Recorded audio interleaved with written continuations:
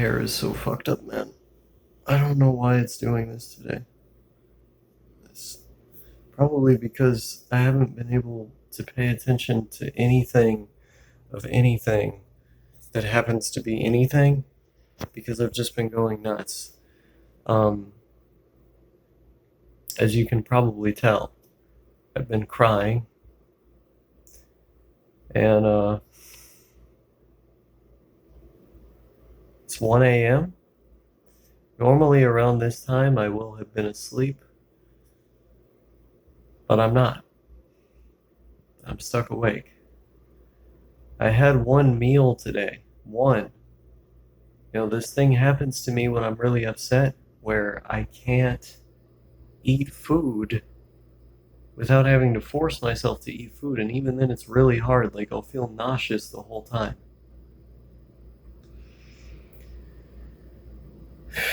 So, I had a meal, but the reason I was able to have the meal was because I was on a call with a friend of mine that I practice Tagalog with, and she helped me out, talking to her just about unrelated stuff. It got my mind off of things enough to be able to eat food, but it's like I can't just watch a show or a movie or, you know, listen to something and then be able to do it. It's like I think right now I really need to be around people. I don't know. I just know that I can't sleep.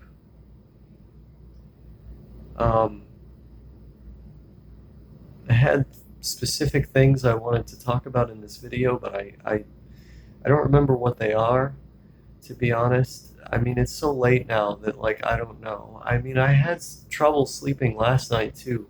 I didn't sleep for a full night. It was like 4 hours or something that I slept because I had I had various things keeping me awake last night. But I try to get to bed tonight, and it's a lot of this nonsense. It's a lot of the nonsense that happens to you in the wake of a breakup. What seems to happen to me when a relationship ends is I go through the motions of anger and loneliness and regret and sadness and desperation and this sort of sense like everything is wrong in my life. Um,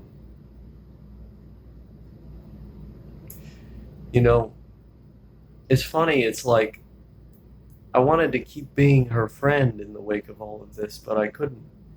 Not right now. I want to kind of leave the door open for it to, happen at a later date when I don't care so much about this, when I'm not going to view her through this prism of what I could have had and all this other, neurotic nonsense. Um, ya basta de tonterías, you know. That's enough of the nonsense. That's what I say. Um, but you know, but I, I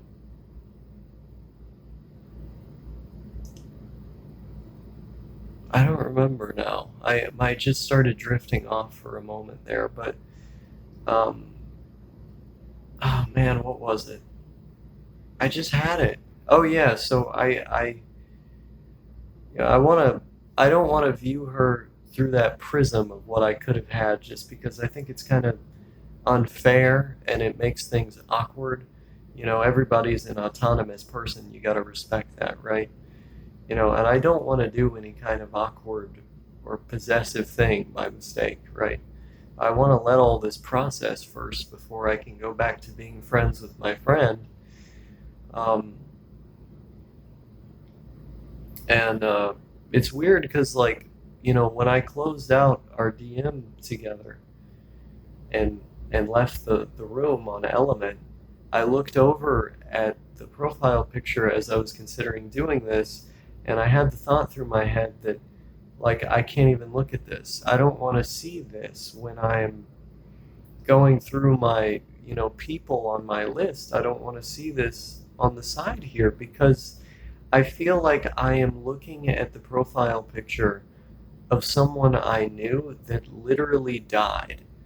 Like it's the same feeling I've had when that's happened, where like it just feels like, maybe I know the person's still out there, but it's like whatever they were to me is just gone. That's how it feels. And it's not that, conceptually I'm unaware that, she's a good friend or capable of being a good friend. I'm aware of all of that. But on an emotional level, there's this cognitive dissonance I'm facing, and I'm just ready for that to go away. But it's right now, it's what I deal with. And so I had to close it out, just so I wouldn't look at it and have it torment me. But, in the long hours of the night, my thoughts are going to torment me nonetheless. The experience of living in this world is going to torment me nonetheless. And that's where I'm at right now. I think probably a lot of people have been there, but it's not a permanent state. Something I like to think about is this idea of this too shall pass. It's an important idea to me because in some of my worst moments, when I was getting over other sort of things that happened, you know, involving violence and poverty and things of this nature, I'd hear that phrase in the back of my head and it would give me just enough strength to push forward. And, you know, it's like there's so many people out there and so much time that we live on Earth. It's not rational to, to just drop everything or to, make your life worse in some way just because, there happens to be someone that, you loved and it didn't work out, you know, someone that you really wanted in that way, you know. It doesn't always work out. It's part of life, you know. I know that pretty well by now after so many times of this happening. But I think one day, when I'm in a better position emotionally, financially, when I've achieved more of my goals, which I've been working toward every day, there will be somebody out there for me that, will really appreciate me, in a romantic way. I think there's somebody like that out there for everybody. It's a matter of finding them. And, especially when you're going through the turmoil of loss and relationships ending, it's important to look inward and to focus on yourself and to try and make and enact those changes that need to be made. That's what I'm trying to remind myself of because, like, you got your whole life ahead of you. You can't just throw everything away because something didn't work out, or start making rash decisions. It's like there's a whole world out there, and I've been able to achieve so much in such little time, right? I found myself working on the Spanish for, I mean, today I didn't do it very much. I only did it for 15 minutes today, but on the other days, I've been doing it for 8, 10, 12 hours, and that's in addition to Tagalog and to Serbian. And so the rate at which I've been able to advance in these languages has been, for my standards, like astounding. As someone who's aspired to be a polyglot, their entire life, who looked up to, the polyglot YouTube channels and the community and, really wanted to be that when I was growing up on the internet, but just having this perfectionism and this self-hatred. And when I got rid of that and I just started to do it, it felt so freeing for me because it felt like, for the first time I could really do something that meant a lot to me. I was on a call with No Thank You earlier today, and he was asking me about some of my interests, and I was just, telling him about the differences and the different dialects of Spanish and how the vocabulary evolved over time from like a linguistic anthropological perspective, and the class elements of something like the Argentinian Spanish. And he thought it was really interesting. And I mean, maybe he was just indulging me because I've been having a bad time. I don't know, but it it helped me a lot, right, to talk about that, because I I was engaging with something that on a deep level I really love. That I can just feel pure, unadulterated joy when I study, and when I work on it. For me, it feels like a game. It doesn't even really feel like I'm working. And that's what I think, my life should be about. It shouldn't be about, giving my time up, to people who, in the end, may as well have not appreciated it, may as well not have appreciated me, you know. I I don't know, man. I don't have anything against anybody. I'm trying to do the right thing. It's just hard. It's hard out here, You know that song, "It's hard out there for a pimp, it's hard out there for a simp." You know what I'm saying? um, but see, that's the other thing. You gotta have humor. You gotta have humor. That's a big thing. But um, yeah, yeah. I mean, I got the languages. I got the languages, and I'll be able to, dedicate pretty much all my time to it now. Not having to worry about that obligation. Like, I gotta call her today or at this time. I want to try to manage my relationship and everything. Like, I don't have to worry about any of that, right? I can just fully focus on what I like to do. So it's not like there aren't, benefits to this. The money that I was going to spend going to go see her, you know, back and forth, everything, um, I can now spend entirely on my studies, entirely on my personal development, you know? Even just something as simple as like buying more food so that when I do the workouts, the lifting, it's actually going to contribute more to my form than it would have. Um, because it's like, that extra money, it goes somewhere, right? Um, and it's all kinds of things, really, right?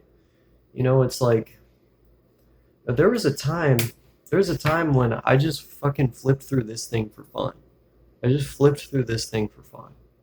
I wanted to find words, and I had little, cards that I'd write them out on. I just flip them, and I take a little timer, and I time it, and after however much time, I look at them again, and I just do that over and over for hours, right? I'm autistic. I like to do repetitive activities. It's a big, you know, part of my internal world is this fixation on repetitive activities. And, all you have to do is look around me and see, you know, all the video games, many of which are quite similar to one another. And you understand that I like to do repetitive activities. Um, but in a way, it's like a superpower because, you know, when you have an area of interest like this, language, that you can take that, desire for routine and for repetitive stuff, and you can actually use it to your advantage to study more and to get more comprehensible input, to get more, um, drills done, dialogues finished. It's all kinds of things.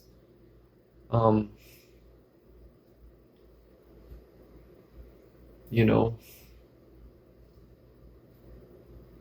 but that's an important thing to remember, right? Like, you have the positive things. The positive things are still there. Your interests are still there. The sky has not fallen. The world will still be there when you wake up tomorrow morning. But, this hole, it takes a while to fill. You know, it takes a while to get back on your feet. And You just got to be willing to let yourself take that time, because at the end of the day, it's not really anybody's fault, right? Like, I feel like in life, we seek explanations for every single thing that happens. We're always wanting to look for a way to explain what's going on. But, like, a lot of the time, things just happen. They just are what they are, and you can't do anything about it. You know? It's like that desire to explain things and for control is going to just make us miserable. It's just going to make us live, miserable, insignificant lives, right? Whereas taking your energy and investing it into something that you actually can change, that you can affect, is going to improve your life. You're going to feel better about your situation and yourself. And so, I got to catch myself. I cannot direct that energy in the wrong place. You know, these things just happen. They just happen. It's not fun. It's certainly not fun. Um, but it it just happens, right? It's nobody's fault. It's life. Just has its way of kicking you down the stairs sometimes. Um, and it is what it is, right? And I say that as somebody who's been pushed downstairs. I've been pushed down, pushed down bunk beds. I've been thrown onto stacks of books, hit with a barrel of a gun. I know what it's like to be pushed down, right? Life does that to you, you know? But it's okay, It's not okay that people would do that, but it's okay in the end, as long as you just keep pushing forward, keep soldiering on. What I'm facing right now is nowhere near as bad as some of the stuff that I've had to face in the past. I mean, I was literally pimped out as a child by my own family member, by my stepbrother, whom I was supposed to trust, And it wasn't just one, two, three, four times. It was over and over and over. You know, it happens, right?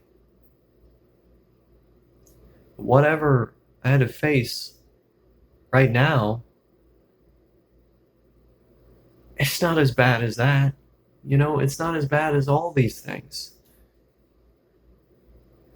It happens. But for as much as things like that happen, there's a lot of beauty out there in the world and in life. I find it when I speak Spanish. I find it when I try to figure out Tagalog and Serbian, and I think that's part of why, I was so happy to talk to my Filipina friend, because she could help me with my pronunciation, and we could discuss, the history of the country and all these things that I'm interested in. And that reminds you, there are things to be interested in, right? There are things to be interested in. And at the end of the day, when it gets tough, you're gonna have you're gonna have people in your corner and things to comfort you. That's what it's all about, right?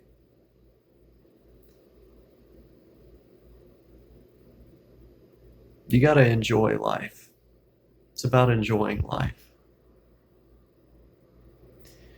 And you know, given how wide awake I am recording this video, given that I'm able to record this video, I think it stands to reason that I can get some studying in right now. I mean, hell, I'm not going to be able to sleep, right? I'm never able to sleep when this shit happens. So why not just put it towards, more work, doing more work right now? So I'm going to get my Ankis done. I'm going to get the drills done. And hopefully after that, I'll be able to be sleepy. I struggled up to this point because I'd sit down and I would lose control, right? I'd weep, feel the sorrow.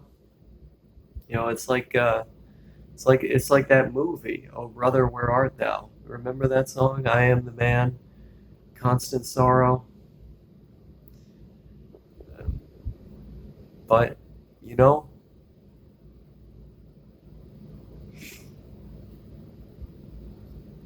I think it's gonna be all right. I just I just gotta lock in. So that's what I'm gonna go do.